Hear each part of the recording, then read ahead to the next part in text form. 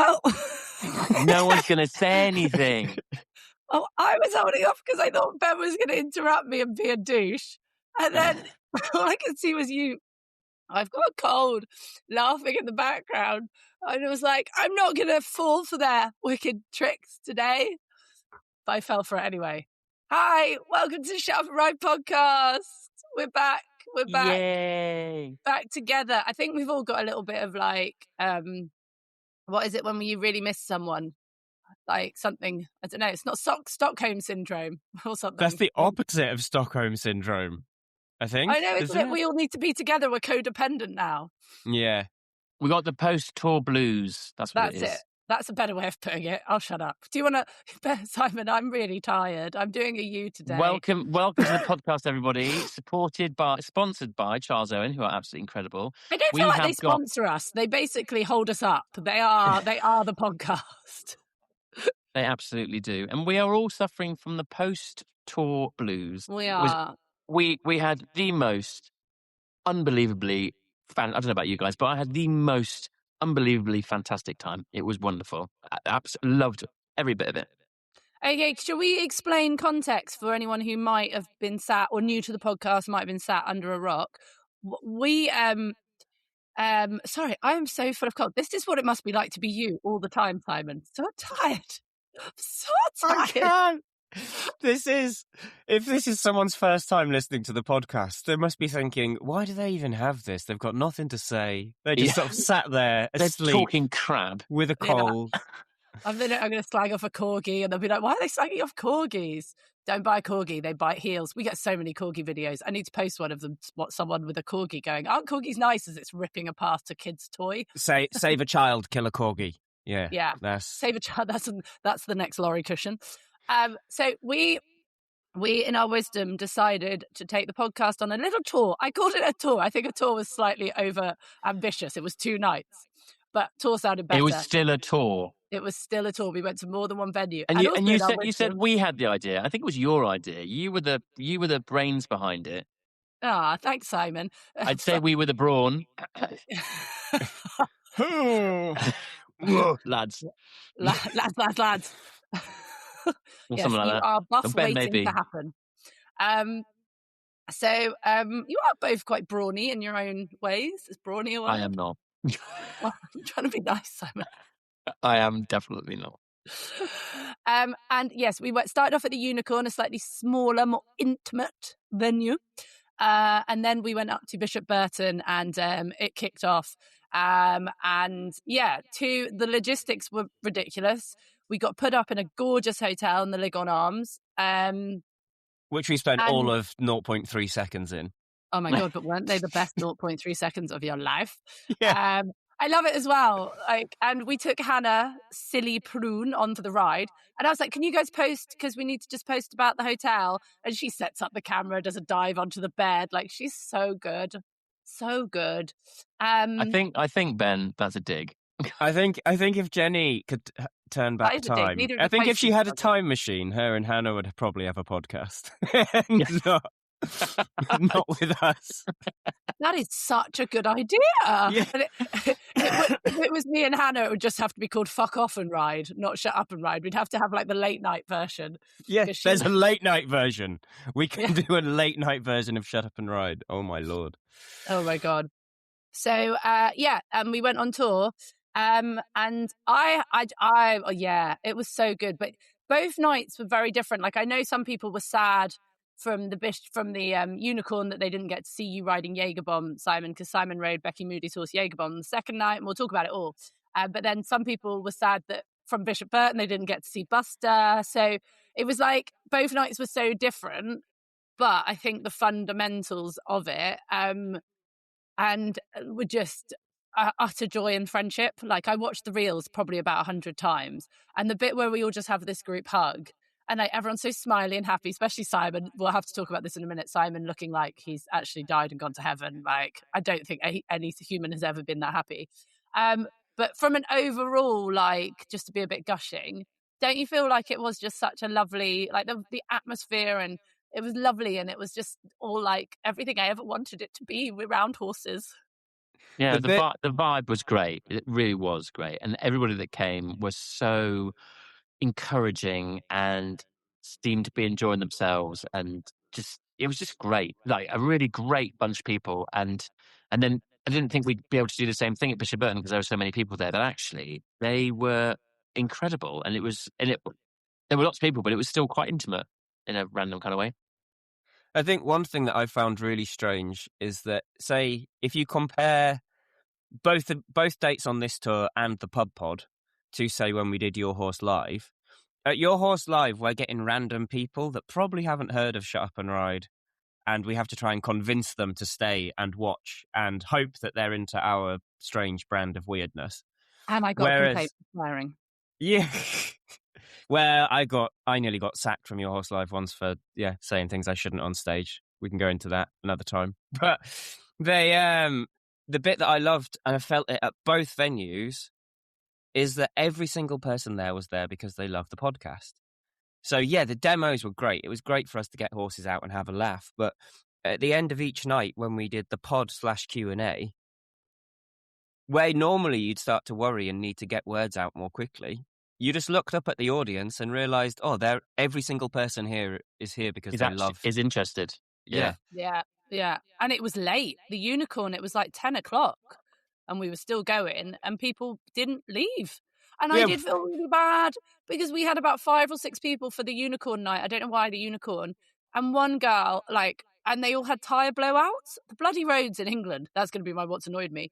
And I felt so bad for those people. But there was one girl who is literally, I think she's from Monmouthshire or somewhere. And she messaged saying, she was one of our first listeners. I can look back at messages. She was like the first person. She's bought the ticket on the first day it got released. She's been such a fan of the pod. And she was Instagramming her journey to the podcast.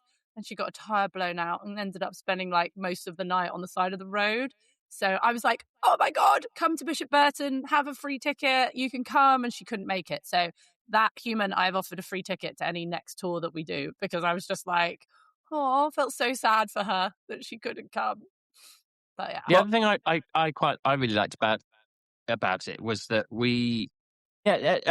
I really liked how it was so even, as in there were when we were being asked questions at the end and basically throughout, I always thought they'd be like, everyone's here to see Ben doing his Liberty stuff, and but it wasn't. It was literally everybody was interested in asking you questions, Jenny. They were interested in speaking to me, interested in speaking to Ben, and Cindy Prune as well. It was. I just loved how it was so. There was so much interest from all directions. That was really cool.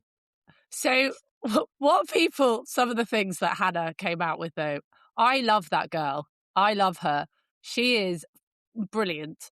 But I found this lovely horse called Milo for her to ride. And the owners turned up and they were so lovely. Lovely lady called Jenny. Thank you very much. And she brought Milo in. And Milo's 19 and sent me photos. And I was like, this horse is going to be perfect for Hannah. But apparently Hannah took me to one side. She was like, Jenny, the owner of Milo's just said to me that when I get on, I need to get on really carefully because he's a bit cold-backed and he'll be fine. As long as he walks a few steps before I put my bum in the saddle, he'll be fine. And I was like, okay, yeah, okay. And I was like, so what did you say? Did you say that was okay? And she was like, yeah, I just nodded. And I said, yeah, that's fine. And I was like, Hannah, do you know what cold back means? And she was like, no idea. I was like, okay, good. It's like when I was teaching her, because I taught her a bit for her jumping bit after I jumped Buster, and I said, so are we on the right diagonal? And she's like, I have no idea what you're talking about. I was like, oh, okay. You definitely don't know what you're doing, my darling. But she can ride, and she got it all done, and that's where I just think what I love is this is part of the reason this is called Shut Up and Ride, because it is yeah, she was learning and she did brilliant and she in no way upset the horse. The horse had a great time and it was just pure fun and learning and just just shut up. Who cares? Who cares? We can teach her about diagonals. Who cares? Horsey people spend so much time with their heads rammed up their own arses. Oh, it's not on the bit. It's not this, not that. Oh, fuck you. You're not on the right diagonal. Yeah. But we can then also go and learn how to jump corners and skinnies about 5 minutes later. Which she did.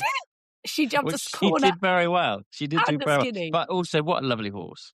I know. And she released like a behind the scenes, and one of her things she put on it just made me laugh. She was like, and I rode this horse and someone had installed steering and brakes. It was wonderful. I know she is a good egg, that one. She is an absolute diamond. And I genuinely believe a lot of her popularity comes. She's a comedian. She's through and through a comedian. Like, that girl could do a stage tour. She's brilliant. But I think one of the things that resonates with her is that she isn't stuck up and like, she is a proper, just lovely horse person who just loves horses and wants to have a laugh with them. And I just think she's everything the horse world needs. And Becky Moody is as well. But also, Ben, on the first night, one of my everlasting memories will be, obviously your bit was coming up, so I do the bits where I'm introducing everybody. And I could see Romeo and Ollie coming in from the side. And I turned to Simon, and then I looked around and Romeo just put his head over my shoulder. And I was like, did you train him to do that? Yeah. Bless it. He's there. So I did bring the two horses I brought for Hannah to work were my equivalent of the old eventing horse, bless them. Do you know, they know the job inside out and backwards. They are so sweet. My horses looked a little bit more ridiculous because I fully clipped them apart from the knees and hocks down. I left them in their moon boots so that they could go back in the field happily. But yeah, I thought she did amazing. And the boys are so sweet. Like, they absolutely loved you and Simon. Was Romeo that sweet? He knew she didn't have a clue. He was trying to bite the whip out of her hand. Yeah, that's when she was like pressing several buttons at once, and he was just saying, no. Was that love? What do you mean? Give me one command. That's all I ask for. Here. Please. I'm trying. I found that so interesting, though, because obviously, like, when Romeo came over to me, I was having cuddles and he was giving me kisses and it was all lovely and sweet and butter wouldn't melt. But then when Hannah was not even touching him, but giving him commands that you tried to teach her, and she was getting it wrong, he got such a cob on, put his ears back, tried to grab the whip out of her hand and gave her, like, eyeballing her. But he just really highlighted to me, like, we're on the floor, barely even touching them, and they know exactly what they want and what commands. So imagine, like, when we're riding badly, what they're putting up with and how good they are not to just buck us off. I think the Liberty shows that to people a lot. So what was happening in the instance where Romeo was getting angry at Hannah and the whip was because even though everything she was doing with the whip was correct, she wasn't misusing it, she was really soft, really lovely, but her feet, she was moving in the wrong way. So she was stepping in the wrong directions and things, because we have, there's so much body language and footwork in Liberty. And so it's, like you say, it's a great visual example of trying to use cues or signals that actually work against each other at the same time. And it can be hard to get that into people's heads when they're riding, can't it? Because they're thinking, people basically think they can use as much hand and leg simultaneously at the same time as they want. And that's one of the things I really enjoy about Liberty, is that even if people aren't really interested in doing it themselves, it can be a great visual representation of, you know, getting you to think about that in your riding, think about being a bit more precise. Because that is one of the things. Obviously, I teach a lot more grassroots than you, Simon, and a lot more grassroots, like, because I'm complete beginners when I was teaching. And that is one of, like, the things that you have to drill in from the word go, is like, everything you're doing is sending a signal. Yeah. And it's made me really realize how much on the floor everything you're doing. And it's the same when you're training a dog. Like, I follow this cool dog guy, Cherry's Dogs or whatever, and he sends videos of when, like, dogs suddenly turn on their owners. And there's this one video of a kid, like, screaming at this dog to sit, but at the same time, like, pulling this chain and, like, sending about 1 million commands. And the dog just turns around and goes, "Ah!" and bites the kid. And then he goes, "What was wrong with this video?" Because I'm always trying to, like, learn about dog training as well. But I think that it's all, like, I don't know, it really highlighted to me how much more clarity need in my on-ground work as well as in my riding. And how important being balanced and fit and... Sorry, I'm getting more snotty as I go. I'm waffling. But did you take anything from watching it, or apart from or me and Simon were at the side going, we really want to have a go? We were quite jealous. I would have liked to have had a go. Maybe next time. Yeah, definitely. But it definitely, It's. I just found it fascinating watching you doing your thing, and actually also helping Hannah and making it. It was so evident how in tune you are with those horses, and also when I asked you about whether you're trying to be the leader and you said that you're trying to be the basically the Meh. dominant female. Yeah. Yes, queen. And I found that really interesting. Does this mean I'm the dominant female and you're my Romeo and Ollie? Yeah, mate, that's how it's been the whole way through. You've 100%. always been the dominant female. I just set myself up there, didn't I? Oh, Yeah. I'm sweating. That's not news. You should come back and say, I am the only female, FYI. Yeah, exactly. Also, what I would love, like, from both of you is what performers you are. Like, it's all very well doing these tours and people coming, and people will be able to watch it, and we'll talk about that at the end. Like, it's going to be available to watch. It's just going to keep it as cheap as possible for you guys, but we need to pay the people who filmed it first. But it's all very well, like you sitting on Buster and doing your jumping, and Ben standing there like, oh no, I can't say this joke. I did say a joke because obviously you have your whip collection on the floor. And I did make a joke about your whips and a certain person, but I'm not going to say it. No, you can't do that. Yeah, you we did. can. Yeah. Can I say it? No, No. too Well, soon. why not? Go on, Too say soon. it. You can always edit it out. Or No. keep it in. Who was that? Who are you talking about? And Simon. I don't understand, Jenny. I don't understand. I don't know what you're going on about. Oh, and like when Romeo was rolling and you were just like... She's slightly lost for words. I know, shut up. It was so Never bad. happens. And then you were just like, your comic timing, Ben, is brilliant. You were like, it was one of those things as well, because we've spoken about it on the pod. You're like, if a horse is doing something you haven't asked them to do, we know now you like go, and lie down. Yay, look, I made it happen.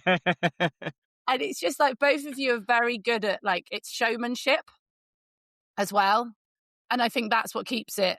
People aren't going to listen. Oh, I don't know. I think Ben is the absolute pro at that. I wouldn't say that I am. It is a light. It's like something, a switch goes off in you, Ben, when you go to, isn't it? It's like someone put a penny in him and he just like, you go into like showman mode. It's very good. I don't know. My mum says that she can tell if I've gone into show mode by the sound of how I walk. Wow. She says, I can tell from the sound of your footsteps if you've clicked into that. I don't know. I don't know if I do or not. But George says that I spent our entire wedding day in that mode. Oh, well, that doesn't surprise me at all. There's a sequence of pictures that maybe I can post, but I'm in the church before George gets there and I just look like the most stressed person in the world. And then there's this picture of me with my eyes shut and my head down. And then I'm up and eyes open, and it's like, right, game face. I don't know, you learn to just be like, put it aside, nothing else exists. You are an absolute performer. I was thinking that when in one of the reels that you that Harry Sykes, who was our videographer, did, which was all his reels were fantastic. But there was Harry. one, the first one at Unicorn, and you like strike a pose or you're doing something, and I'm like, oh, there he goes with his performing, like proper performance. Yeah, it's really cool. Oh, it's really cool. Thank you very much, guys. I don't know, just loved it. My highlight was where we nearly killed Becky Moody. That was my... Oh, that was night two. Oh, that was my fault. That hasn't been put in a reel. So if you want to see how we nearly killed Becky Moody, you're going to have to... I'm going to watch it this weekend and hopefully we'll release it. It's going to be on Vimeo. I did tell her he might spook at this a little bit, but I didn't expect it to be quite that violent. All right. Right. So you're going to have to watch it to find out why we nearly killed Becky Moody. But can I ask a question? This isn't me like trying to be a difficult arse. I was always taught when I did my BHS exams that you shouldn't jump that many poles on the floor like that in case they land on it. I mean, I've never been taught that. Okay. And I kind of, I'd do that again, to be fair. Yeah. I'd rather have that than, because I know people like take the poles and put them to the side and stuff, and that really pisses me off. Like when people do that all the time in the arena at mine. Like you'll build a course and then it's hired and people come and use it, and they move everything and they put the poles to the side and like in really stupid places, which is going to make the horses spook even more to the side. And then it frustrates me because I'm always constantly trying to make the horse confident and go in a straight line. And when you've got things to the side and whatever, they're a lot more like to spook and not be straight. So, but yeah, you might well be right. Maybe it's not a BHS thing, but I'm a BHSI now, so You can just I can get drive away the with rice. it. It's like, So fuck it 'em. was, yeah. Also, Can I just say on that, I actually had never seen anyone do that before. And so immediately came home because I've got these 4 youngsters that I'm teaching to jump at the moment. And immediately was like, right, we're going to put 6 poles next to each other on the floor and we're going to start with that. And my goodness, it made every single one of them jump so much better because it's the equivalent of having the world's lowest but wide, colourful filler as the base of the jump. And so it actually made them think about going up and over something. I just thought it was really, I probably might not be correct. I don't know. I don't follow any of the rules really. But I'm sure it probably isn't correct, but because, and they do always pop it. well, I just thought, because if you Do just they, had a Simon? pole, if you just had a pole on the floor, then so many horses will just come in and do that as a trot pole, won't they? They're not thinking it as a jump. I thought it was genius. I've told all of my team about it. I was like, Simon's a genius. This is the coolest thing I've ever seen. It's going in there in the brain. Yeah. Legend. I thought you were going to say it's going in the wank bank then for some reason. I did tell Simon I was going to wank over my memories of him riding because it was so wonderful. I've never seen Simon really doing his thing in the flesh before. You've never. I mean, we've only actually seen each other in the flesh 3 times. Yeah, well, four now. And he was absolutely phenomenal. I was blown away. It was when you took Buster sweet. across the angle over that big upright. And Ben was literally like, I think he was going to get his cock out at any point. He was just like, oh my God. An angle. It was like someone had cantered adjacent with their knee on a post and rail fence and then just said to the horse, pop this. It was it was incredible. It's almost like he rides at 5-star then. Yeah. Well, but that horse he's pretty freaking cool. He made me laugh though, because he literally, I was being so casual, like as in like not casual, like I was riding cross country style. And he's so clever. Like he just knows when it's knocked downable. Like, and he remember we like demolished the corner, and then he demolished the skinny brush as well. And I was like, mate, come on. So then I came around and I actually show jumped it rather than cross country rode it, and then he actually cleared them really well. I was like, note to self, I can make him clear them if I actually ride properly. Well, I think Burley was testament to that, like that show jumping round. Oh my God, yeah. Well, because he knocked down a small fence early on, didn't he? And I was like, see, this is what I was meaning when I kept on saying to everybody before Burley's show jumping round, this horse is not the greatest show jumper because he knocks things down. And then he went and jumped a clear round and made me look really stupid. And like, look, see, he does knock jumps down. I wasn't lying. And then we came into the Bishop Burton one on the back of a truck, dancing and spraying champagne. Well, Prosecco all over the audience, which, by the way, was another highlight. That was so fun. The crowd were nuts. Like, it was such a big crowd. And then Becky Moody... I actually sprayed Prosecco all over photographer James and his camera. Oh, did you? Oh, he didn't say that. No, I apologized to him, and he was like, it's fine. But I got really excited and was getting the crowd, and then was like, and I just saw it hit him in his camera. You'll see it when you watch the video back, because while I'm stood in the back of the pickup, I'm like, I'm so sorry. But it was pretty cool. That was quite the entrance, I thought. And then waiting in the wings, who came into Sex Bomb, was Becky, and the crowd went fucking nuts. They went I don't wild. think I've heard it. They went wild, and honestly, that horse, what is it? I know he's big, so he does have presence like that. But that horse, he's enormous. I didn't realize how big he actually is. He's huge. I didn't realize until I had to leg you up onto him. Oh my God. When I agreed to that, I was like, oh, there's quite a lot of people watching. This could go very wrong. I enjoyed that. I was thinking the same, like having not ever ridden him before. And I was thinking there's 400 people here watching me about to potentially do a really awful job and him not like me at all. But you didn't. Go on, tell us what happened. God, it was so cool. It was so cool. Absolutely loved it. Like I say, he was absolutely enormous, and I was thinking, Christ alive. And Becky was only on him for like 2 minutes, and then she was like, "Do you want to ride it now?" And I was like, "Oh, Christ, okay, yeah." And then Jenny did a very good leg up. Actually, I was quite impressed. Thank you. And yeah, it was just really nice I tried to just block out the fact that there were lots of people there and just think, right, I'm just at home, I'm just going to ride this horse I've not ridden before and just have a feel and see how we go. And like almost straight away, I was like, oh no, this is pretty cool, man. This is pretty cool. I was just a bit not so great. I was about to say something really non-PC then. I was just not that great with the one-time changes or the two-time changes, but I've never done them before. So, yeah, a bit more practice on those. But he was so beautifully trained and so on the button with everything. And he was listening, but he was also showing off because the crowd was there. And he's just obviously been trained so beautifully by Becky. And it's such a testament to her that you could plonk on any old little event rider and he would go and do stuff. It was wonderful. And whenever he was, because when Jenny said, Simon's going to be riding Jaeger Bomb, oh God, and you'll be able to hear him squealing with delight at how amazing it is. And I was like, yeah, no, I'm not going to be doing that because, I'm far too cool for that. And I just kept on like falling out my mouth. I was like, oh my God, that was amazing. And that was so cool. Woohoo, this is so great.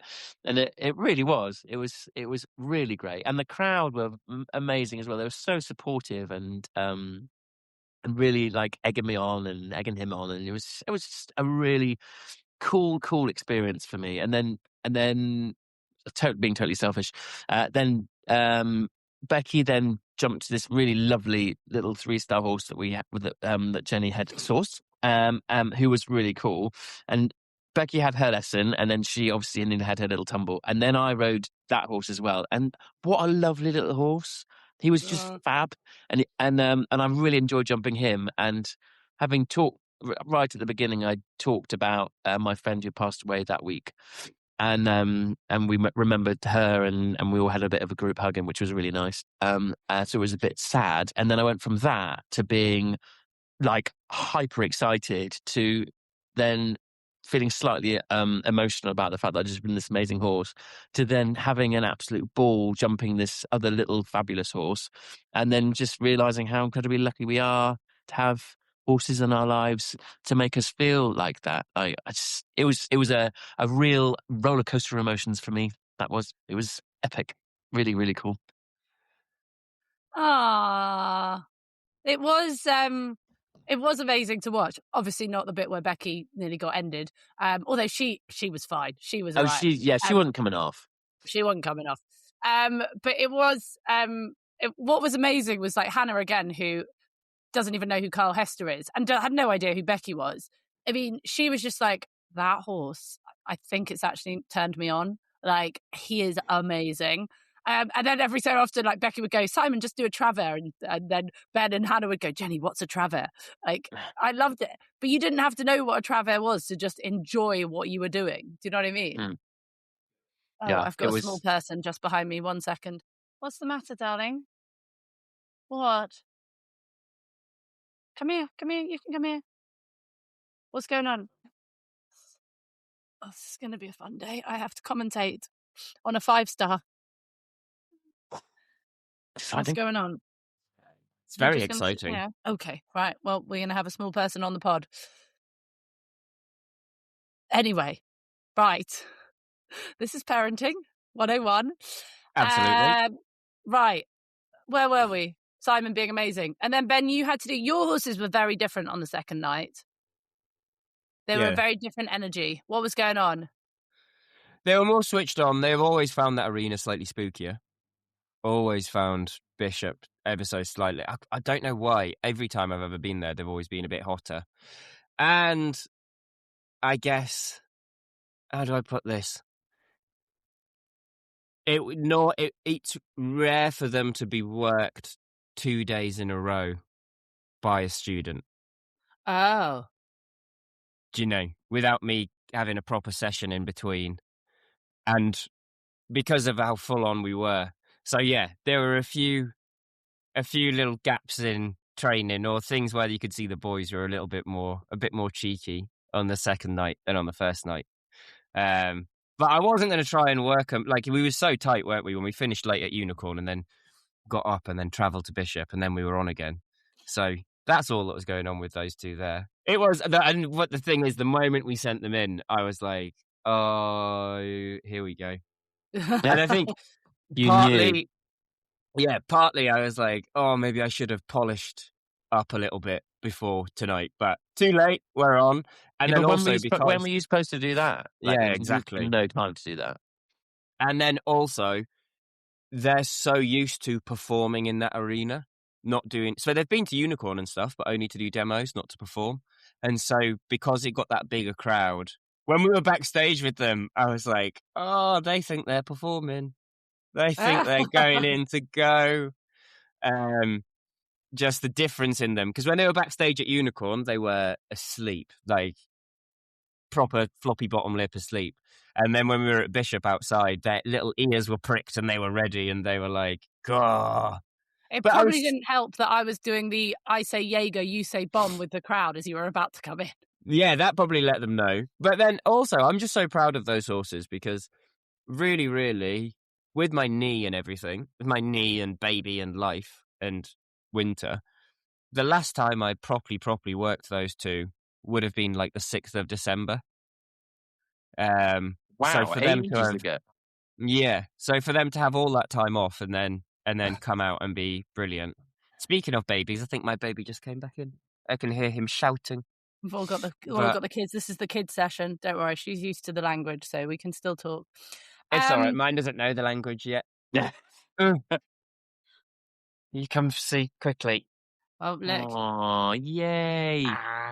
Look, everyone's got their little people. He's a whole 1 year old tomorrow. Oh, my goodness. Tomorrow? Happy birthday, Wild. Yeah. You're going to be a whole grown-up, aren't you? No, there's lots of wires here to play with, aren't there? Yes. Right. Come on, should we go and sit you upstairs with something? Darling, I need to do this, I'm afraid. I'm just going to go and put this one upstairs. Give me 2 secs. Talk among yourselves. So like that. Talk among yourselves. Just chat politely. But yeah, fucking was bonkers. I was driving to Unicorn. I just kept thinking I should have brought these into work sooner. I hope they're going to be as so were you perfect. thinking that maybe they might not actually be that great for Hannah because they're not kind of... But they always are. The like, if, say, say we are... I'm teaching a clinic at home and someone's dragged their partner along who's not into horses, but then their partner wants to have a go. They've never even held a horse. I know that at the end of the day, I can sling that person into the arena with Ollie and Romeo and they'll have a good time and they'll be really, really well behaved for them. Yeah. But then I did think, I was like, oh, have I sat? Especially, I preach so much about be prepared. Yeah. The horse is never bad. You're just underprepared. And I was driving there thinking, this is the definition. But I think they were pretty perfect. And also, I think it actually worked out really well because if they were too perfect, then I wouldn't really have had anything to teach Hannah. And then it would have been a bit true. Pointless. And were you pleased with the demo that you did before, Hannah? Yeah, I was pleased. I was pleased. I was a little bit... ever since I did my knee, I've been a bit jaded at every demo I've done. Yeah. Because it's a bit like performing on 70%. Yeah. I can't really do what I'm meant to be doing. But it was so nice to just be back out. But on that note, I am definitely feeling better. So today I did my first proper long ridden session on a horse today. And how are you feeling now? Absolutely brilliant. Great. Absolutely fine. Just carrying a schooling whip on my left-hand side because then if I need to back my left leg up a little bit, because my left leg's obviously not got that same strength at the moment. Yeah. And was this, from that, did you, like this rehab, did you actually like organise a kind of schedule with it with your doctor? Or did you do this yourself? This is when I'm going to do it? Or drive to hospital every 2 weeks, see my surgeon, see my physio. We assess everything, how it's all going, and then they change things ever so slightly on the exercises, and Yeah. And But they I'll be- were aware the whole way through that you wanted to be riding again, like ASAP. yeah. Yeah. Yeah. And And this is one of the good things. I don't know how it would have been the other way, but I've just stayed private all the way through, stayed with Spire all the way through. yeah, okay. And so I think that's been amazing because I have like the same physio person every time and like every 2 weeks, and we just have those progressions. And I think it's worth it. It's investing in your body, isn't it? If the horse needed physio, I'd pay for the person to get, for the horse to have the proper physio. Yeah, of course. And what's the like going forward? Like, when's your next big performance? Like, you've got stuff booked in, haven't you? That you need to be ready for. It'll ramp up. So I go on my own tour through March and April. Yeah. So I'll start. My first big gig is, I think it's in Devon, and that is down in Devon at the Grange, March 21st. So we're doing the Grange in Devon, Kelsall Hill, Arena UK, Sneck up in Scotland, and Ingliston and Merist Wood. So they're all through sort of March and April. When's Arena UK? But they're demos. Arena UK. Arena UK is April 18th. Cool. Might try and come to that. But if you want to come, let me know. I'll sort your tickets out. But that should be really fun because he knows someone who can sort tickets. I'm taking 4 at the moment. I'm taking 4 of my experienced horses, and then just filling the lorry full of youngsters. So I'll be like showing how I get all my babies going and introducing them to stuff. So I'm really excited. Jenny, while you were away doing parent duties, we were chatting about the ponies that I trained Hannah with, and then I said that today I've done my first proper schooling, like long ridden schooling session since I had my leg. Yay! Well done. How are you feeling? I thought you were in a good mood. Yeah, I'm in a very good mood. That and my mild concussion from my head wound from yesterday. 'Tis but a flesh wound. I love the fact you stand on horses for a living and do all the stuff you do, and yet you had an argument with a soap dish. In the shower. Yeah. It's not ideal. Hey, I'd rather it be this end and not have to be one of those people that's on, 24 hours in A&E. I slipped in the shower and accidentally sat on the soap dish. Wow, that was so. Our lovely photographer and his wife. Heidi, it's Heidi, isn't it? James's wife. Oh, did she play the game with you with the X-rays? She played the game. Well, we saw one of them. So, can you put this into context for our listeners? Oh God, I can't believe we're bringing this up. So, JSH Photography are the most incredible people. Both, I mean, they do all my photography when I travel doing performances all around. They're really great friends of ours. They'll be at Wild's birthday tomorrow. James has a grown-up job where he does something very technical, but he's also this phenomenal photographer, and his fiancée Heidi does all his editing and stuff, but she is also a nurse. And she plays this game with us when we're away. I did not know she'd played this with you guys. Yeah. Where she has X-rays of things that people have had to come to get removed from their bottom in A&E. And the most traumatizing one, I think, must be the Buzz Lightyear. Yeah, so she basically showed us this X-ray because we had a post-tour KFC because we're classy. And I was like, play the game. And I didn't get it was Buzz Lightyear that quickly. But a few people are like, yeah, Buzz Lightyear. Like straight away. Yeah. I mean, and unfortunately for the person, the wings had deployed after insertion. Yeah, they'd gone in head first and then deployed wings. He had definitely gone to infinity, just not beyond. I mean, that is bad. Yeah, flared base, not flared entry point. I've heard of people putting bottles up there and light bulbs, and they've shattered while they're in there. I mean, my favorite one. That's a good idea. My favourite one that I'm sure it was Heidi that told me this one, it could have been someone else, was a gentleman that arrived at A&E with, do you know those bath chains that like hold the plug? And the bath chain was down his I can't even. It makes me cringe just saying it. Down his gentleman's tool. Oh no! His urethra. Yeah. Oh. Where was the plug? Well, they detached the plug and posted the chain down the thing. But like, and when they said, that's just "How painful. did you?" But when they said, "How did this happen?" They said, "Oh, I unplugged the bath and the suction made it happen." Yeah, I'm sure. Just own it.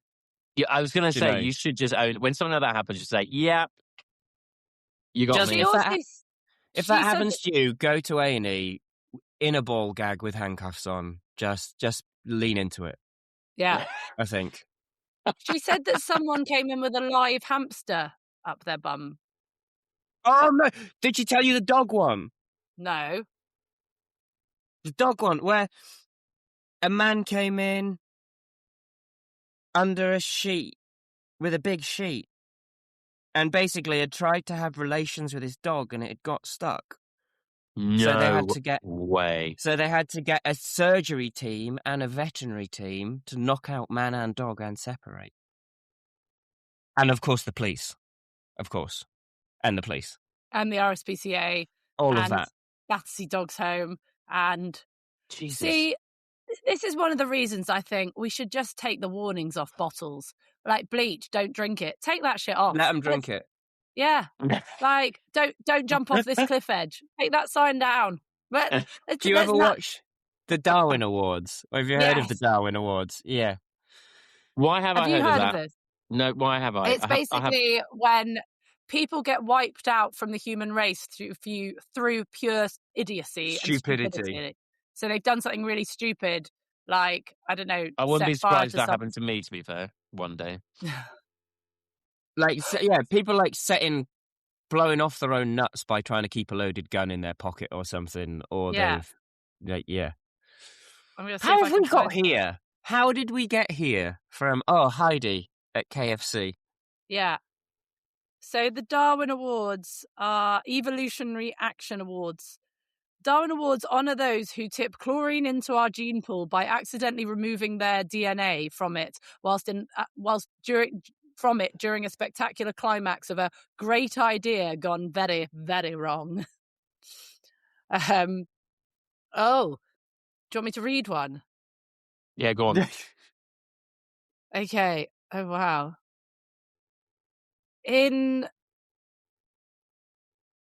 Oh, wait, there's so many of them. Let me find a good one. 6 people drowned on Monday while trying to rescue a chicken that had fallen into a well in southern Egypt. An 18-year-old farmer was the first to descend into the 60-foot well. He drowned, apparently, by an undercurrent. Why would you try and rescue a chicken? That seems a bit dark, though. That doesn't seem very funny. No, that one didn't seem very funny. Wait there. And Talk amongst 6 and yourselves, 5 I'll find more one. people followed him down and died. Yeah. Yeah. Jesus. So who's the Darwin Award for? The first one or the 5 that followed? Did the chicken live? Just, is the chicken all right? Okay, I'll have to find some. Wait, you talk and I'll find one. But I heard that Yeah. it did, to be fair. yeah, the chicken's fine. Absolutely. Freedom for chickens. Yeah, so we had a wonderful time on tour. Yeah, There it was great. And hopefully everyone seems to have enjoyed it enough that we're going to do another one at some point when we have Yes, time. we need to find out. We need to work out when we're going to do that, don't we? All right, I've got one. So this was in 2006, an armed history lesson. England, Darren's death was a puzzle. The 33-year-old was found slumped in the hallway of his house, bleeding from stab wounds. Had an assailant attacked him? Police could find no supporting evidence. A year later, an inquest revealed why Darren can take his place among the stars of the Darwin Awards. Left alone in his house while his wife was on holiday, he decided to fork around and find out if his new jacket was stab-proof. No! Really? And so stabbed himself through his own jacket. Jesus. I think the answer is no. Don't do drugs, kids. Fucking hell. People do such random Oh. stuff, don't they? It's a bit like that guy. Although, Remember that TV presenter, man? He was really good. He was on the one of the property programs, and he died from asphyxiating himself. Like he put a plastic bag over his head in like a sexual pleasure thing on his own, and he suffocated himself. Like, I mean, Imagine it was got to be found like that. Oh, well, yeah, exactly. It's not ideal, is it? And I mean, it's fine for him because he's gone, but like family and stuff, it's not great, is it? But and also, who tries those kinds of things? I mean, it must be really hot to do for some people, but I mean, I've just How do you doesn't even. How do you find out? Well, that's what. How I'm do you thinking. find out that that's your thing? Like, how do you? Like, oh. I know. I'm going to stick a plastic bag over my head. Amazing. Oh, I went swimming as a child and I had to hold my breath and it really did it for me. Like, what? I mean, poor chap. Poor chap. No one deserves that. But I was just thinking, Jesus, man. Did you hear about that guy that he worked in a skyscraper in New York, and whenever anybody new came in, like they had glass that didn't smash. So like, I've heard this is a good one. Have you heard this one, Ben? Yeah, but so keep like, going. So this guy, his little like party trick was when somebody new came into the office, or he would run at the window and throw himself at it, and it wouldn't smash. And it really freaked people out every single time. Yeah. Anyway, so this one time he was doing his little trick, and he ran up to the window and he threw himself into the window, and it came out of the frame, and just the whole window came out, and then he fell to his death. I mean, how horrendous is that? I mean, fucking stupid, to be fair. Like, why would you do that in a massive skyscraper? But anyway. It's like some of the things you do see with people and horses. You're like, why would you do that? Some of the things I see with people with horses do, and I think if I was doing that, I would be absolutely mullered, but it's not happening to you. So, what have you guys been doing since the tour? What's been going on? What's happening? I nearly said, dude. I'm the guy with the rep for being rude, terrorizing people wherever I go. Do you remember the Bartman? Everybody in the house do the Bartman. No? Nothing? No. Fuck me, no, I'm so sorry, off. mate. You don't remember the Bartman? No. I remember Mr. Gadget. Diddly-diddly, Inspector Gadget. Yes! Do you remember Teenage Mutant Ninja Turtles? Of course. The rap for that. Turtle power. Turtle power. Oh, yeah, no, I don't remember. I don't actually remember that bit. Oh my God. And I like the bit where it goes, heroes in a half shell, they're on a mission, something. They've got them wishing that enemies wishing that they stayed at home instead of fighting. These ninja masters with moves like lightning, Leonardo, Michelangelo, and Donatello make up the team with one other fellow, Raphael. He's the leader of the group, something, and pizza's the food. It's great. Very good. Can you do the Fresh Prince as well? Oh yeah, everyone can do the Fresh Prince. Even Ben. Can you do the Fresh Prince? No. What? This is a story all about how my life got flipped up upside down, and I'd like to take a minute, just sit right there. I'll tell you how I became a prince of a town called Bel Air. Oh, Bel Air. And my sister, sort of thing. I remember it vaguely. My sister used to watch it. But you don't know that song. Everyone knows that song. No, I don't think everyone does now, Jenny. Unfortunately, oh my God, I'm so old. We are getting a bit older. If it makes you feel any better, my mate's 10-year-old son and his friends asked us at a birthday about us being born in the 1900s. Oh, wow. Sweet. Yeah. I was sat next to a friend's brother at dinner, Freddie, at dinner once, and he was in his early 20s, much younger than us, and I was nearly 40. And he was just turned around to me. I'm sorry, but the guy is very posh. He was like, "Oh, so when were you born?" I was like, random question, but 1980. And he was like, "Oh my goodness, the Berlin Wall was like well up while you were alive." Okay, yes. I remember it came down in 1989. But I was like, what an odd thing to say to someone you've just met at dinner. The Berlin Wall was like well up. Thank you. Yes, thank you very much. Well, anyway, sorry, I am talking of things that we've been doing since the tour. I've started my I decided, everybody, that I wanted to do something that was non-horsey, just for a bit of Yes. amusement and a bit of entertainment. And I decided that I would go back to college and do something fun evening course to do, evening class to do. And I looked on the Leicester College website and saw what was there, and there was an acting and drama course, 7-week course, Monday evenings, 6 till 9. And I thought, sod it, why not? So I've got myself like a little.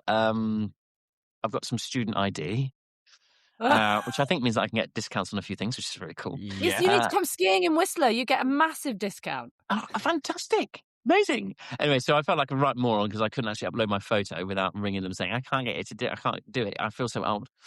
Anyway, so got there on the first night, had a really great time. Robin was the guy that was running it. He's really good, actually. Really good at like setting us all up, and the sessions, they're really like well organized. Anyway, and there's really good structure to it. But anyway, so I was waiting with everybody outside, and there's a big mix of different people, which is one of the main reasons I wanted to go. Some like younger, it's obviously they're all adults because it's adult acting, but there was a big mix of people. Anyway, so we were queuing to go into the theatre, and this guy, Calvin, who not bad looking lad, and we were walking in. He's like, "So, mate, have you done this kind of thing before?" And I was like, "Yeah, I have, but not for a long, long time." And he's like, "Oh, like so, how long ago?" And I was like, "About 25 years." He's like, "Oh, mate, I wasn't even born then." No, I was like, "Fuck off, Calvin." Yeah, fuck off, Calvin. No, I'm joking. I was thinking that a little bit, but then I was also thinking he's a lovely lad, and it was really good fun. We had a really fun time. I've done Was 2 it now. like that episode of Friends where you're being taught by Joey and he's doing smell the fart acting? Yeah, be that kind of thing. Yeah, Oh my God, this is amazing. What but did it you is for learn? beginners. Tell us what you learned. What have I learned about God, about It was good. myself, and about Did you? movement, and about we're playing lots of games. And like an improvisation. Like improvisation is like the kind of main thing, and then I get so like embarrassed. would it? It's not too bad. It's not too bad. And we did on the second one. On the first one, we had to do this game where you got given a piece of paper and it had questions on it, and you had to fill questions with somebody's name in the group, and like things like, do you know who Dame Judi Dench is? And if that person does, then you write their name down. And it was amazing how any of them didn't know who Dame Judi Dench is. But didn't know who she was. Yeah. And then one of the questions was, have you ever won anything? And I think I was the only person to say yes. So my name was on it. I went, anyway, so when we finished the game, they're like, right, so Simon. I was like, yep, that's me. They're like, so you've won stuff. Like, what have you won? And I was like, horse events. And I don't know whether I was just being a little bit feeling inferior, but like I just felt like I was being seriously judged by everybody. They're like, Oh yeah, my they all God, think you're a twat. Yeah, it's the posh twat that rides horses. yeah.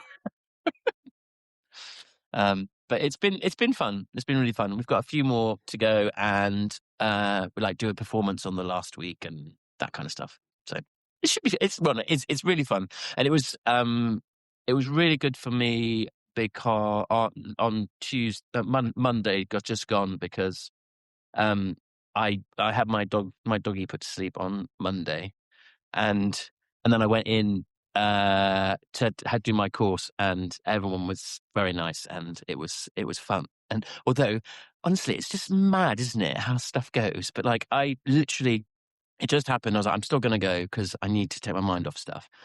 And I went in, and we all stood in a circle. I was a little bit late, but everyone was standing in a circle. And they're like, right, so today we're going to be talking about improvisation. So I'm going to practice this now with you, Calvin, who stood next to him. He's like, so how's your week been? And then Calvin went, oh, not a great week for me. My dog died.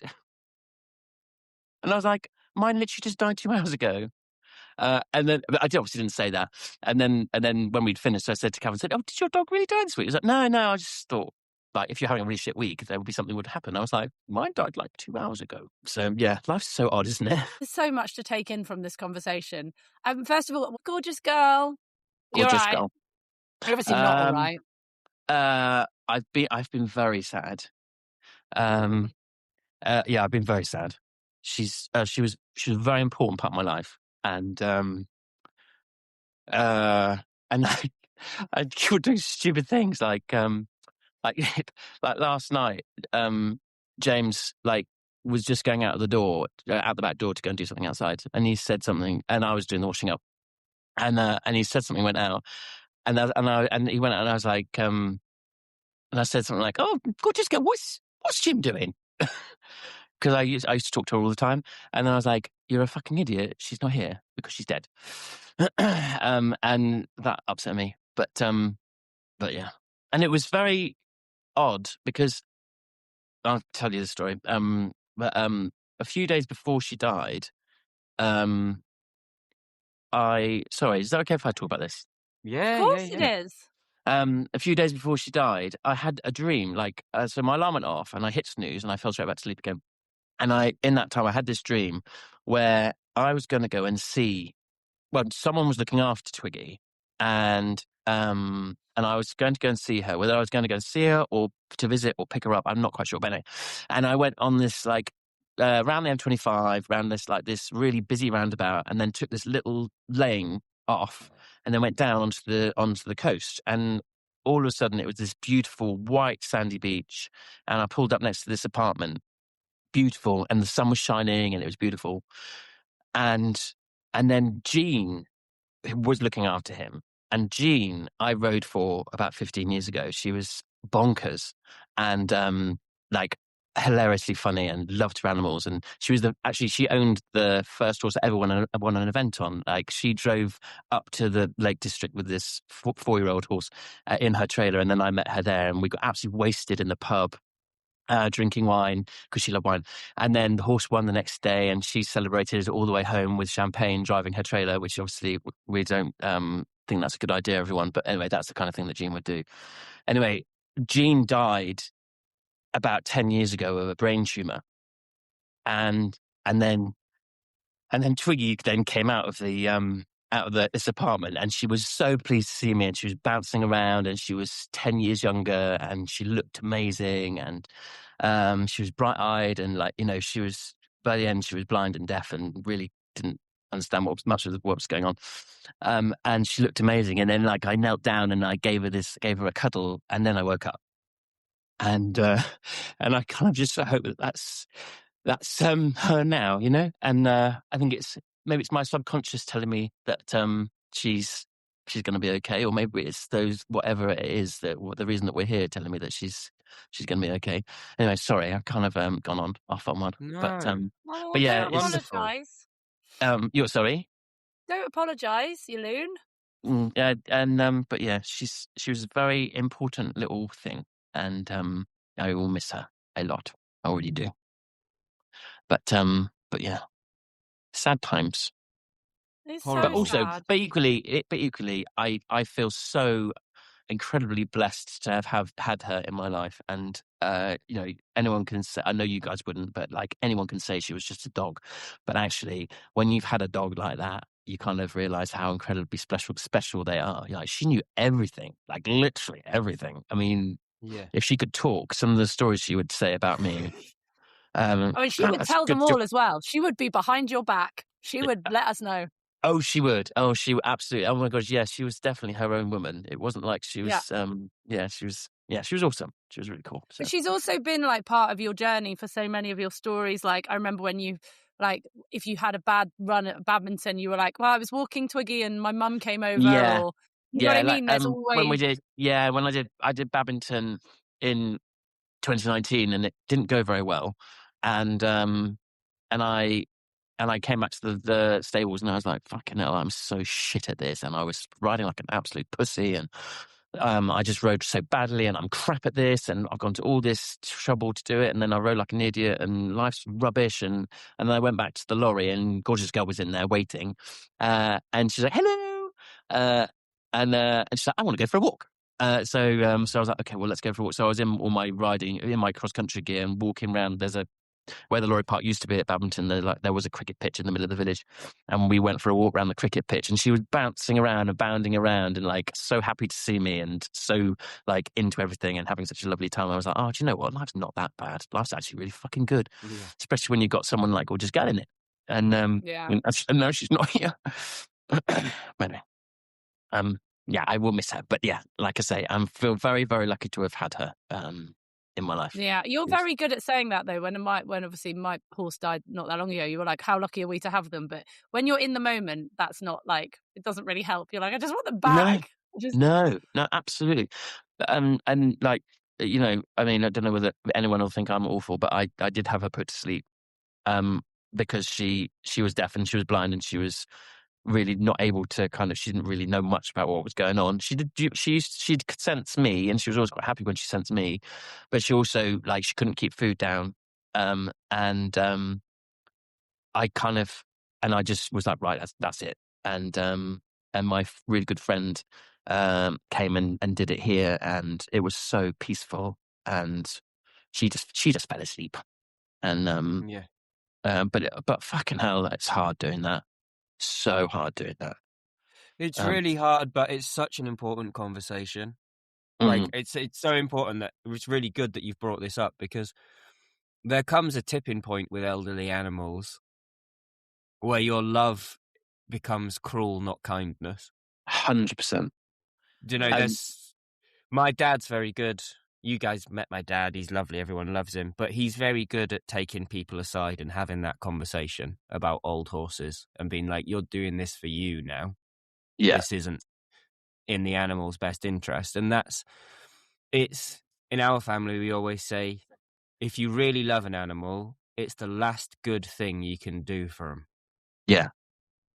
Well, because I just think, like, with how things were going, like, she was really, like, I mean, this, like, now I'm talking about, it's really good to talk about that, actually, so thank you. But, like, you know, deaf, blind, not sure about what was going on much around her. She was really stiff. She was quite sore. She couldn't keep food down. And I was kind of thinking, you know, I couldn't bear the thought of her falling down the stairs or something really awful happening, or having some sort of organ failure, so that she has a really long, slow kind of like and you not death. being there as well, you being out of the house. Yeah. Like, at least the way you did it, she was with Exactly. you. She was Like I comforted. literally scooped. Well, I came back home. I lit the fire. I put her in her bed by the fire. We kind of had a little cuddle like in by the fire, just like for like an hour before it happened, and then I just scooped her up and I sat in the windowsill, and my friend did it amazingly, and she just fell asleep. And so I'd like to think it was nice for her. Well, no, it was very peaceful. So If I was going to go, I'd like to go in your arms, Simon. oh, you're very sweet. But yeah, it's good. I'm doing better because I've been able to kind of talk about it without bawling my eyes out. So that's good. Thank you. You're doing amazingly, because it is such a big thing. Oh, like literally for the last 16 years, she has been everywhere with me. Literally, she's done everything with me. And if she's not been with me, then she's always been excited to see me when I got back, and I've told her all about it. So yeah. Well, I know, and that is anyway. like, Sorry if that's made anybody feel sad, but yeah, it is sad. No, and it just shows if you are feeling sad, talking about things help. So find someone to talk to, and go and talk about it. Well, you're doing very well, and sending lots of love. It's very hard when you've got someone going through stuff. And I was like, should I ring you? Should I not ring you? Do you want to talk? Will that make it worse? Like, it's so much nicer when you can just see someone in person and just give them a hug. I think. Yeah, definitely. Or but go on a podcast. I was telling somebody the story about Jean looking after her and stuff. Oh my God, that really like got me. Yeah. And it will catch you as well, like in funny moments as well. Like, oh God, yeah, like it feels so stupid because she's a dog, but like it's like with people, like a song will come up on the radio which reminds me of her. Gone. Yeah. Yeah. And it's not stupid. We love these animals like we love people. We just don't get to have them for as long. Yeah, I absolutely adored that dog. And she adored It's me. the fantastic Winston Churchill quote, "Life's greatest tragedy is that we must outlive so many wonderful dogs and horses." Yeah. Yeah.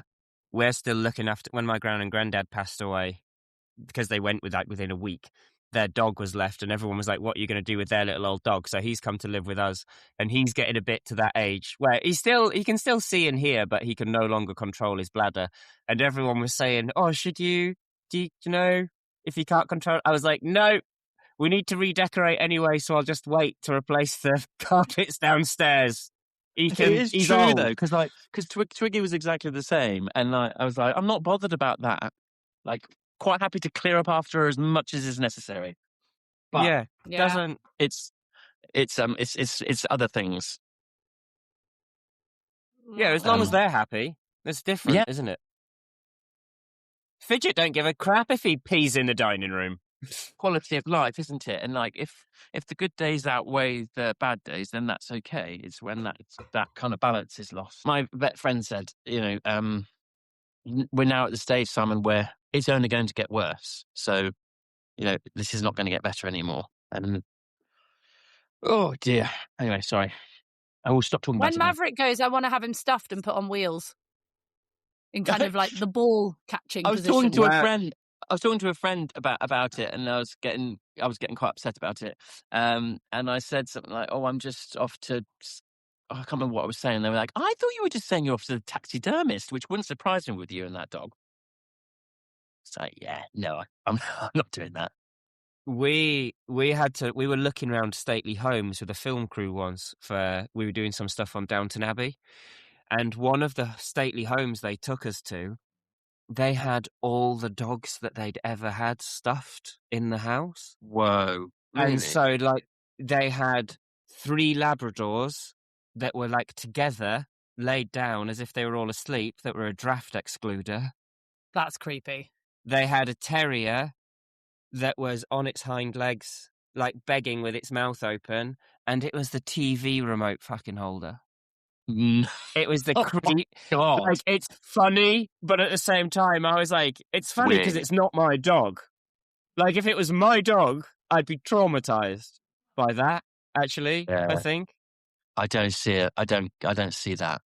I don't see that. Do you know who Lord Beaverbrook is or was? He was quite famous. He very rich, lots of money, gentry. Was very influential with Winston Churchill. Had a big house called the Beaverbrook Estate.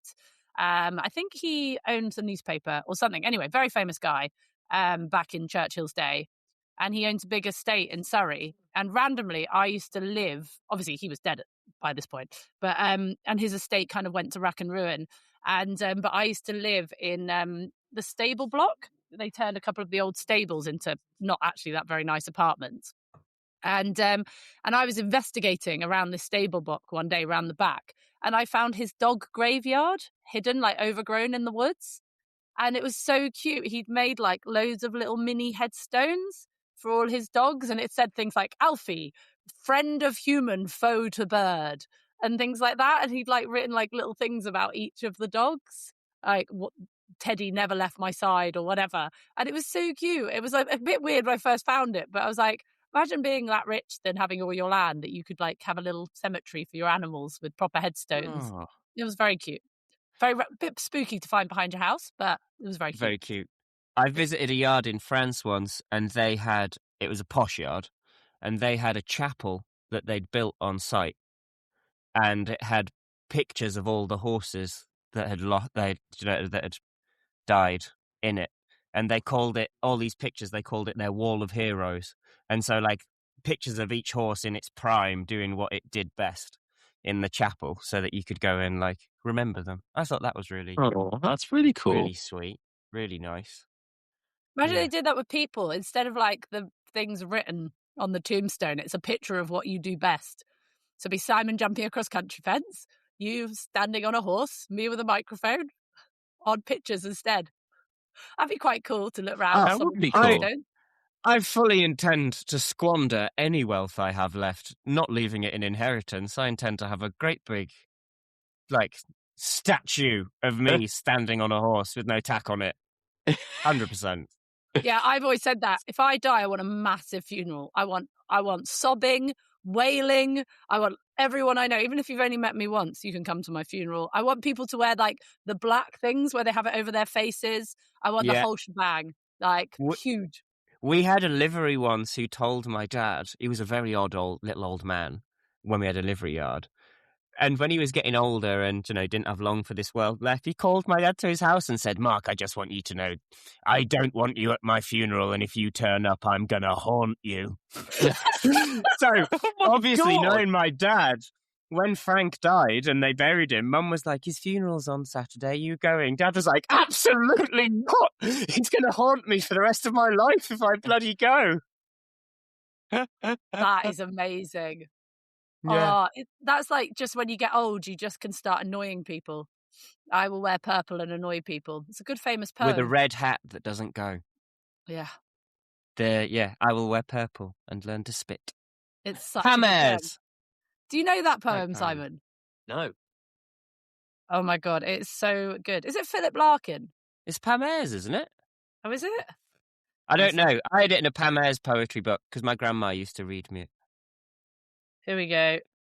When I am old, I shall wear purple with a red hat, which doesn't go and doesn't suit me.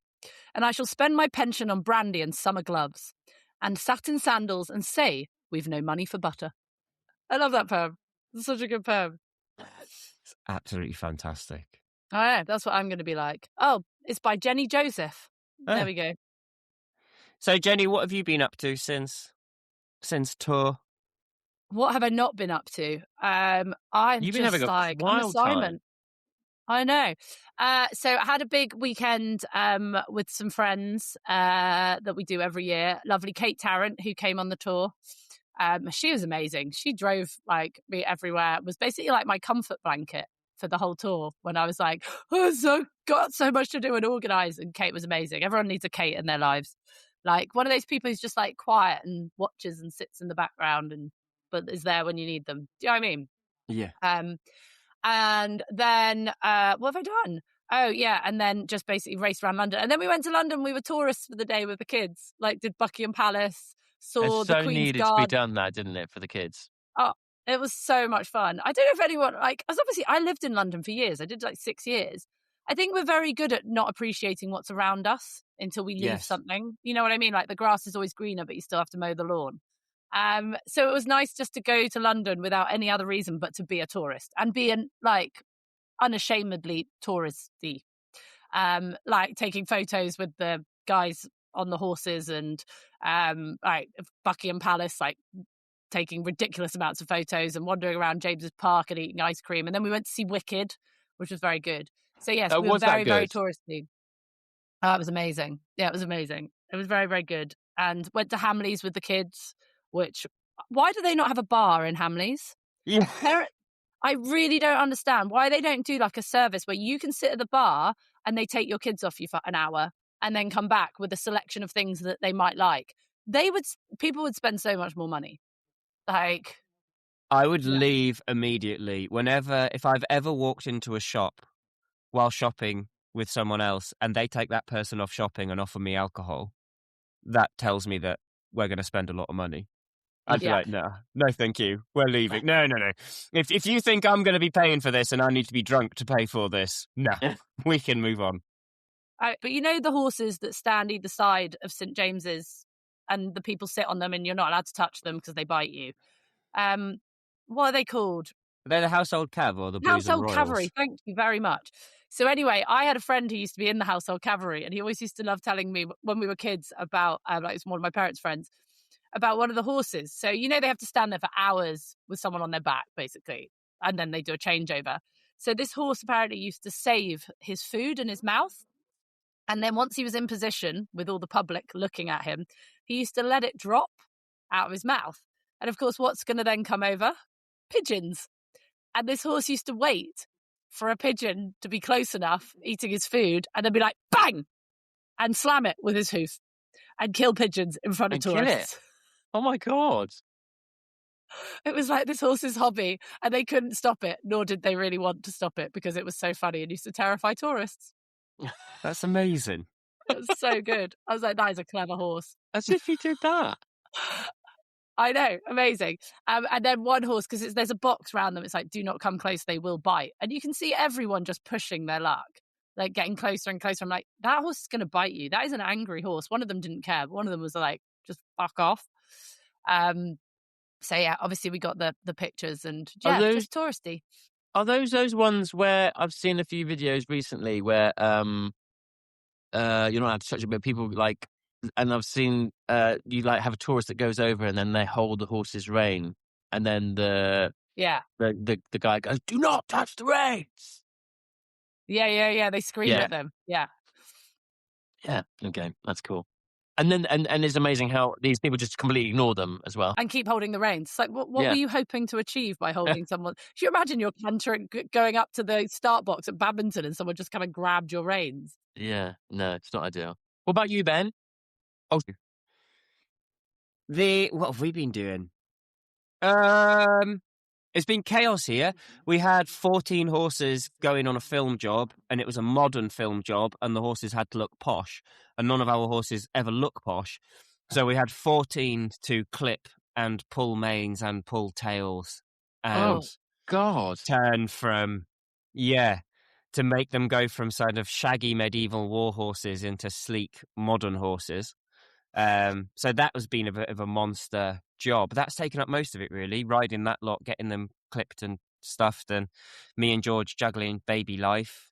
I got left dadding on my own for the first time. George went filming and left me at home in charge of the baby, and he's alive and was happy throughout. Results. So I was pleased with myself there. And then, I turned, because my leg's been bad, I turned my main crew of horses, so about 15 of them, I turned them away after our last gig, which was December 6th. And they've just been out in the field completely until yesterday. And then so brought those boys up yesterday and have started working them. And now, so that's what I'm on with now. Fully ramping up and prepping for the season. My bodies and my leg and stuff are starting to feel better, and just sort of working towards getting ready for show season, which is really, really good fun. And of course, Wild's birthday and his... Oh, can I give a shout out? Because I think it's just arrived. I have ordered Baby Wild an Inky Dinky saddle. Oh, wow. They're cool. And I just want to give them a shout out, because when they saw, I ordered it for Wild because I've seen people use them with kids and they're great. And I ordered it and ordered like the cheap one, and then they reached out and said, "Oh, we think you're really cool. We'll give him the posh one." So thank you, Inky Dinky. That's so nice. So it also really made me laugh, because obviously I know it's with us and everything, but it really made me smile, because I was like, "Oh, there you are, boy. Not even one yet. Got your first sponsorship deal. Sponsored saddle. Here we go." Not even 11 months old. Sponsored saddle. This is it. This is setting the tone. What make is it? So, Inky It's Dinky. called an Inky Dinky. It's like its own brand. Inky Dinky. They're so cool. And then tomorrow, we're all going to my mum and dad's house, which was my grandma and granddad's house, which is be really exciting, because it's going to be like the first big event there with mum and dad as gran and granddad. Like, do you know? So we're going over for a party. If the weather holds out, we're going to drag all the Shetland ponies and stuff to mum and dad's, because all our friends are bringing their kids and stuff, and we'll just have a bit of fun and a bit of So that's it's really been very, cool. Very lovely. Very wholesome content. Very unlike our podcast. Yeah. Right, boys, we have been going for an hour and 20, although some of that was me trying to manage my children. Who wants to go first with what's annoyed you this week? I can go. I've got one. I've got one. Okay, you start, go. Simon. Go, Simon. Well, so obviously, like animals dying has annoyed me, but we've covered that in detail. So I find it really annoying. Like, I've got this young horse in, and he's really cute, and he's going really nicely. A 5-year-old, and his owner came to watch him today, actually, and having been in the school all morning riding all these other horses, and like very little going on. As soon as the owner arrives, and I go and ride it to show the owner how brilliantly it's going at the time, Eugene suddenly turns up, who's our peacock, and starts like fanning around with his feathers, and the horse hasn't actually seen him yet because he hasn't been coming to the school at all recently. He turns up. Then Guthrie, his horse, which is, it's an older horse, so it should know better, but he's quite fresh because he's only really just come back into work. That starts being a Larry What's It in the school as well, and like flying around all over the place. Then Granny comes along and starts like walking her little Bichon Frise type dog up the driveway, which is obviously really, really spooky and scary, and she's in a really long mac. And I'm like, where's everyone come from? Why is it when I really want this, like, it to be nice and quiet so I can show this lady how brilliant her horse is going, everything starts to have to go, like, everyone suddenly has to turn up. Do you guys ever get that? And how did the horse go? How did the horse go first? He was brilliantly. He was really good. Like, he was slightly obsessed with the mac that Granny was wearing. He was like, "Whoa, what the hell's that?" And I was like, "Whoop, you're gonna be good." And obviously Eugene, he didn't really want to go anywhere near Eugene, and he had a little bit of a bucky about that, but like, he was fine. But yeah, I just like, it's like sod's law, isn't it? Like, everyone just suddenly turns up when you don't want them to. Like, they could have done that all morning. Or any other day when I was riding that horse when the owner's not there. I know exactly what you mean. I had this today. I got one of he's like 3.5, 4 years old, got this youngster out to work it, thought I'll go in the indoor. It's at the back of the yard, really quiet. And then my dad had asked my mate James, who works for us on the farm, if he could take the teleporter and use it to scrape the back, like lift the muck heap and scrape the back with the fork. So I just did about 5 minutes with this youngster and then was like, no, I give up. I think it's even worse on our yard. It's normally my dad. Like, you'll be getting on to ride something that's a bit leery, and then he'll come and start strimming down the edge of the arena. Yeah. And you're like, oh. But then this is why my horses are so quiet when we go away. Yeah, it's all good. Like, because poor old Guthrie was like, "I'm so sorry about that." You know, and I was like, "It's absolutely fine. It's really good for the horse, so it's not a problem. It's just not that great for my blood pressure." Yeah. Just taking a quick pause in the pod to tell you about the Ligon Arms.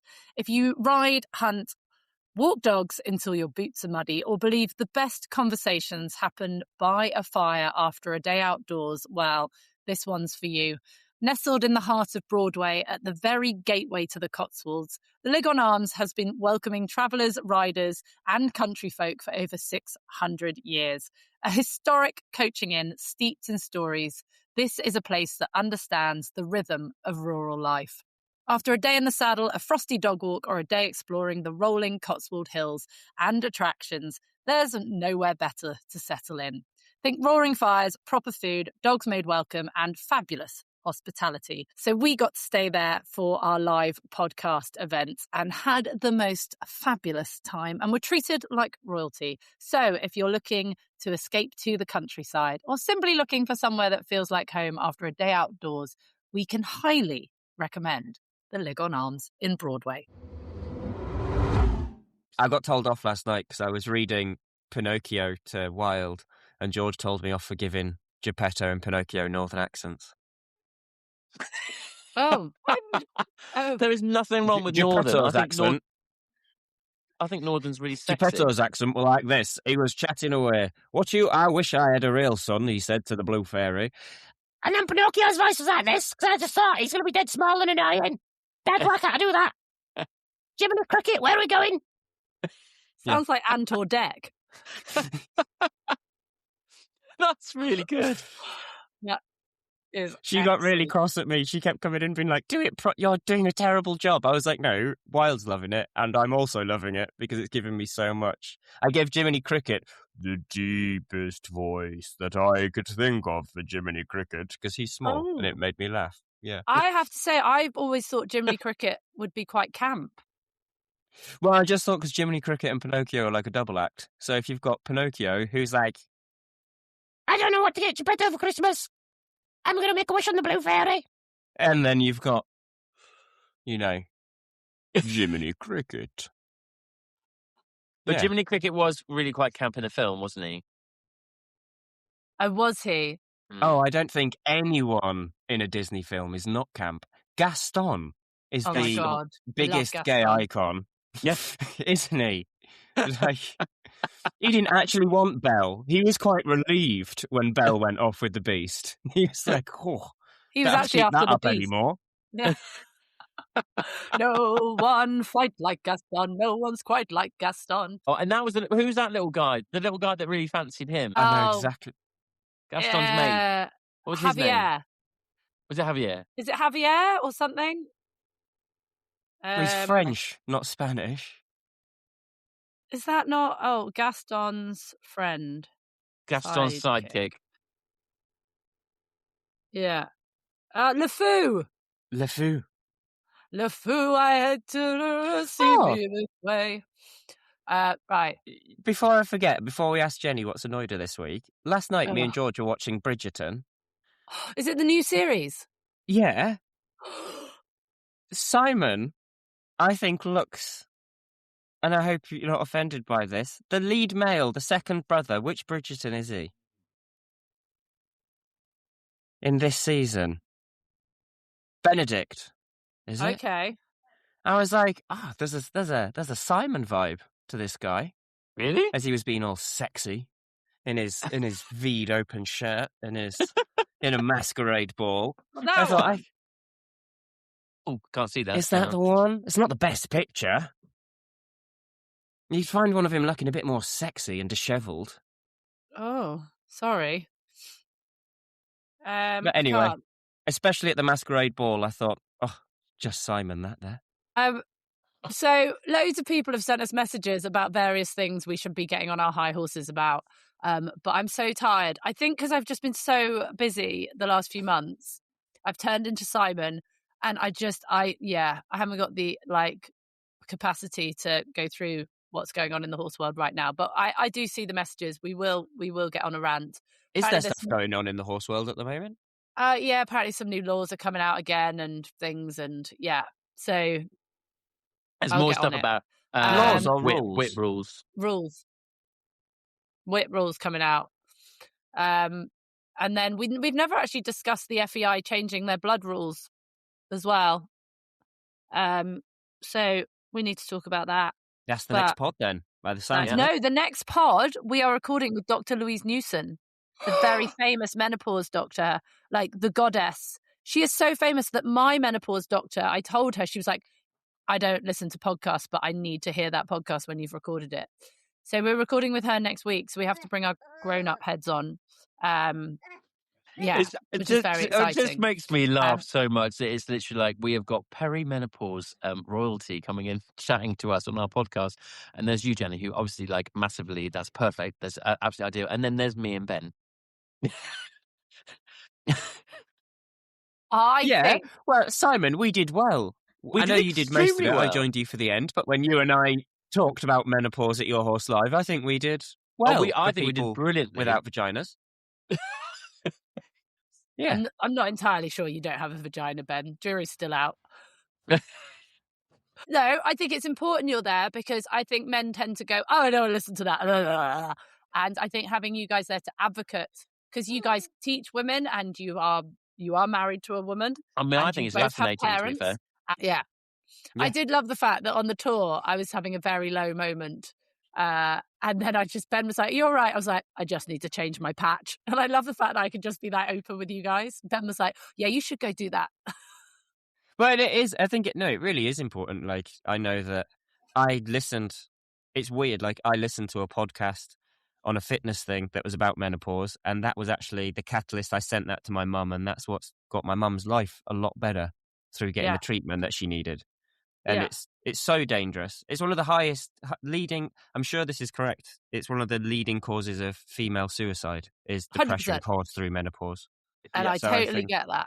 When my doctor rang me the other day, she said, have you seen any improvement since you've been on the progesterone and the estrogen? And I said, I've gone 2 months now without having a day where I genuinely want to kill myself. So I'm taking that as a win. And those are the things you have to look out for. Like, because day to day, I'm still tired and still lots of other things. But I'm like, I don't get the odd day a month now where I genuinely want to drive my car and off the cliff. Like, Yeah. And I'm like, whew. And if I can and women obviously have it worse. And so, yeah, I can absolutely understand that it'd be the leading cause of suicide. God, we've taken a depressing turn at the end of the podcast, haven't we? But yes, so we will talk all things. And I always said that we want to try and find answers on this podcast. I didn't think I'd be having answers to my hormone problems, but it's a problem that face all these women, and we have a massive listenership. So let's just roll with it and do good with the podcast. I'm so tired. I now think I have a sick child, so I've got to go and do that. And then I have to commentate on a 5-star Grand Prix in the Desert Hawk Park. So I'm going to have to go. And I can hear a child crying. And it's not not mine. crying. He's growling. Oh. He growls at the dog. Oh, okay. Right. I taught him to. It's hilarious. Did you clicker train him to do it? No, I'm not allowed to clicker train him. I asked if I could. I'm not allowed. There is a video I have to send you about a woman who clicker trained her daughter. Yeah, I reckon I could. A pocket full of Haribos in a clicker. Yeah. Wild, give paw. Right. Or you could just teach him to speak English. That you could do as well. He's doing that really well. Bless him. Right, you go and juggle your child and your career and... Yeah. Well, and you too. You obviously not... Well, I don't know what you're going to do. It's late there. I'm going to go buy balloons for a birthday party. Yeah, you have a gonna go lovely do, time at the Simon? party. Thank you very much. Send us some pictures. Congratulations, you made it through a year party.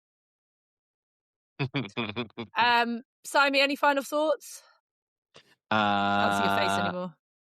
No real final thoughts other than don't work too hard, Jenny, and Ben, enjoy your party. I am going to go and look. I've advertised for a new member of staff, and I've had over 40 applicants, so I need to go through them all and reply to everyone. I was going to say, you're brave putting that on social media. Because you've got quite the following. I did see you advertising for staff, and I was like, oh, people are just going to look for an excuse just to come and meet you. You know that. No. To be fair, some really good applicants. So yeah, I need to go through it all properly. Do you want to know Tim Stockdale's trick when you're doing a job interview? I'll go on. To finish. So Tim Stockdale, God love him, what an amazing man he was. He said to me, Jenny, when you're interviewing people, do it whilst tacking up. And I was like, okay. And he's like, then go or untacking or something, okay? And he's like, go and do bandages and have a horse ready with bandages. Yeah. So and he's like, start unbandaging and throw them behind you. And if they pick them up and start rolling them up for you, you know they're good without being asked. Yes. Good shout. Yeah, because isn't it the worst job, rolling bandages? So if you throw them off the horse's leg behind you and while you're chatting and they pick them up and start rolling them, you know they're good. I quite like rolling bandages. I like mucking out. It's controversial. Yeah. Yes, but I thought isn't that a good way to tell if someone's just proactive? Because my one rule, never walk anywhere not carrying something.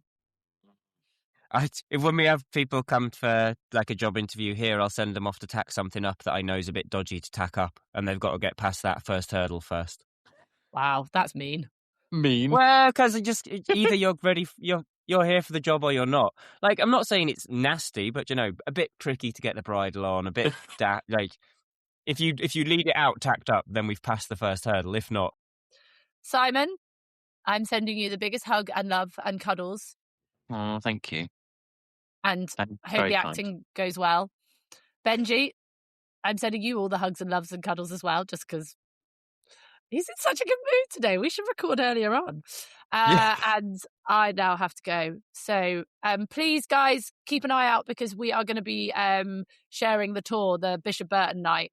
And I'm sorry, but we have to ask you to pay for it. I think it'll be like £6 or something because the camera crew need paying and that's going to pay them. So we're not just trying to make money off people. We need to pay bills. But please look out for that and watch it and let us know what you think. And Becky Moody's already messaging about doing another tour. So she's in. Fantastic. Right. Who's going to sing us out? I'm on the job today, so I'm not doing it. Ride. Simon's audio's gone. Oh. Shut up and ride. Go on, Shut up Jenny. and ride. Go run your Shut event. up and ride.